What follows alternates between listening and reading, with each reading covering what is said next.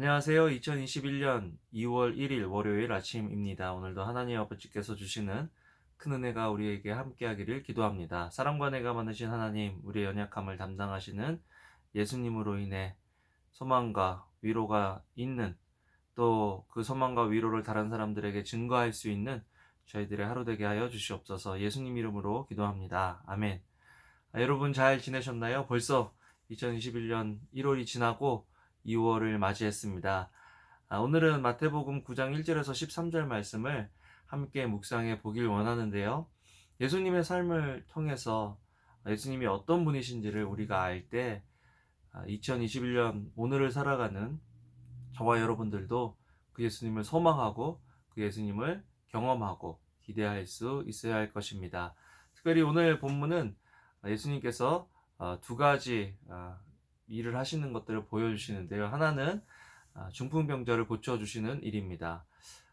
오늘 본문은 마가복음에도 나오고 또 누가복음에도 나오는 그런 본문인데요. 이 본문들을 다 읽어보면 오늘 본문이 더 구체적으로 어떤 내용들인지를 더 잘 알 수가 있습니다. 오늘 본문에 보면 예수님께서 침상에 누운 중풍병자를 사람들이 친구들이 이렇게 데리고 와서 예수님 앞에 고쳐 주십시오라고 데리고 왔고, 예수님께서는 그 환자의 믿음이 아니라 중풍병자를 데리고 온 그 친구들의 믿음을 보고 그를 고쳐주시는 장면인데요. 먼저는 죄를 용서해 주시고 그 다음에 병을 고쳐주시는 것들을 보게 됩니다. 누가복음, 마가복음을 보면요, 당시에 예수님께서 말씀을 막 전하고 계셨어요.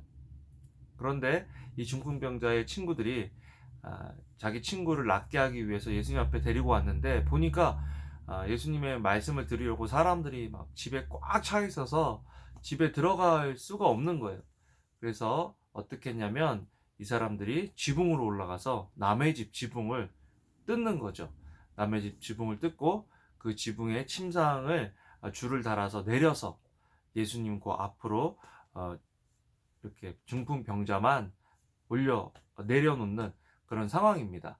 그런데 예수님께서는 그것을 믿음을 보셨다라고 이야기하고 있습니다. 여러분, 믿음은 생각하는 것에서 끝나는 것이 아니라 행동하는 것입니다. 믿음은 행동하는 것이다. 내가 지금 믿음이 있다면 그 진짜 믿음은요, 우리를 어떤 행동으로 인도하는 거죠. 기도도 예수님께서 우리에게 알려주신 기도가 구하고 찾고 두드려라. 어떻게 보면 믿음이 있으면 구하겠죠? 그런데 구하면, 믿음이 있어서 구하면 그 다음부터 가만히 있는 것이 아니라 구한 것들을 어떻게 주시는지 찾습니다. 예를 들어서 직장을 주십시오. 네, 그렇게 기도했을 때 직장이 그냥 어디서 뚝 떨어질 수도 있지만, 진짜 믿음을 가지고 있는 사람은 구했으면 인터넷을 찾아보던 신문을 보던 아니면 직접 회사에 나의 경력 이력을 넣던 그렇게 합니다. 그리고 두드리죠. 내가 이런 사람입니다 라고 인터뷰를 가서 이야기도 하고, 그렇게 해서 구하고 찾고 두드리는 것을 얻게 될 때 우리는 하나님께서 하셨다라고 이야기할 수 있게 되는데요. 지금 이 중풍병자 환자의 친구들이 그런 일을 한 것입니다. 그래서 예수님께서 그것을 보시고 믿음을 보셨다. 여러분, 오늘도 코로나 블루, 코로나 레드, 또 코로나 블랙으로 힘들어하는 주변에 있는 사람들이 있는데요. 우리에게도 그런 친구들이 있느냐, 믿음의 친구들이 있느냐, 또 우리가 그런 믿음의 친구들인가 하는 것들을 우리가 보고 우리 자신을 한번 점검해 보고 우리 주변에 어려워하는 사람들을 도와줄 수 있는 믿음이 우리에게 필요하고, 또 그런 사람들을 예수님은 반드시 고쳐주신다. 예수님께서요, 지금 고쳐주실 때 두 가지를 고쳐주시는데, 하나는 죄의 문제를 해결해 주십니다.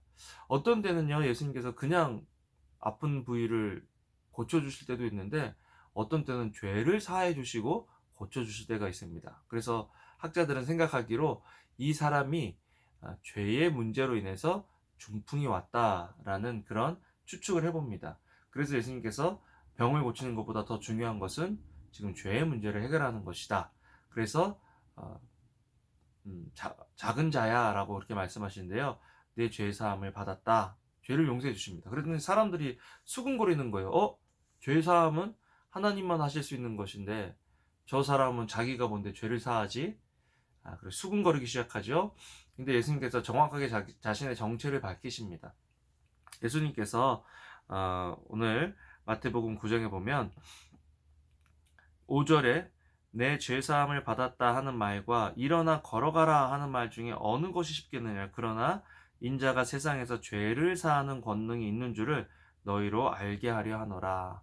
그래서 그 말을 물리지 않으시는 거예요. 실수야. 이거는 하나님만 하실 수 있는데 내가 그 말을 했네. 실수다라고 얘기하지 않으시고 예수님께서는 죄사함을 먼저 선포하십니다. 그리고 나서 내 침상을 가지고 일어나 걸어라 나가라 라고 말씀하시죠. 그래서 이 사람은 지금 죄의 문제, 죄사함을 받고 또 자신의 병의 문제가 해결되는 것들을 보게 됩니다. 여러분, 우리가 어떨 때 우리 믿음이 필요하고요.